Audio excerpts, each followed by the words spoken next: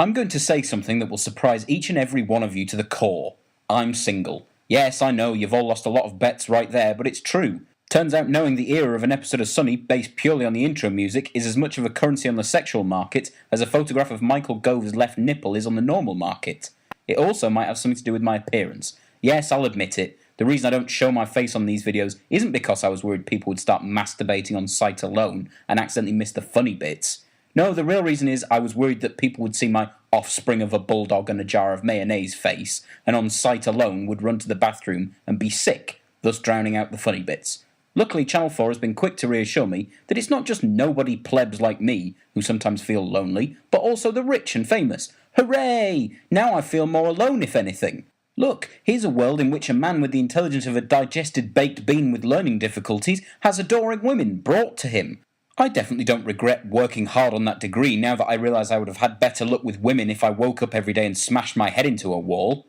Oh, and this same world has a man with all the charm of a serial rapist midway through a rape. Isn't this a great lesson for all the viewers out there? Celebs Go Dating is a reality show where single celebrities are set up with members of the public. I saw adverts for this on YouTube quite often a few weeks ago. I don't know what I did to deserve that, but I can only assume I accidentally ran over one of your beloved pets. I know it isn't right to judge books by the cover, and Christ knows I've banged the drum repeatedly against trailers negatively representing their shows, but this is like being handed a book titled The Obvious Benefits of Genocide. I won't have to read too many pages to know I'm not going to like this. So here I am. I now live in a world where I've watched this show. It's part of my Channel 4 viewing history. It's going to recommend things based on my perceived interest in this. Presumably that means they'll be sending Rob Delaney and Sharon Horgan round to break my legs, and I would deserve it.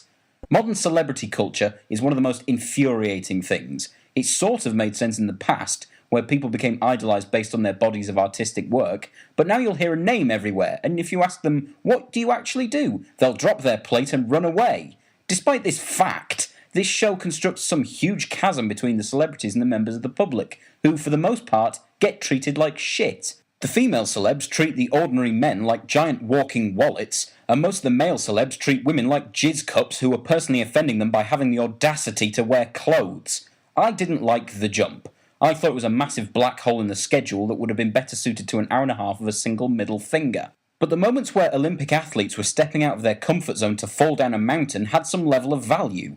This is basically because rather than subjecting the public to a random face yanked out of the trough of reality stars, you were watching the kind of genuinely talented people who make me look in the mirror at my bag for life full of porridge and butter face and see someone who will never amount to anything, apart from maybe a couple of humorous remarks in his suicide note. I wonder if Channel 4 understood people's disappointment when they acquired the Bake Off rights. Maybe they shouted, "What? We're just as good as the BBC," as it winked at an 18-year-old aspiring glamour model, saying it may put her in the next series of The Jump as long as she acted enthusiastic and swallowed.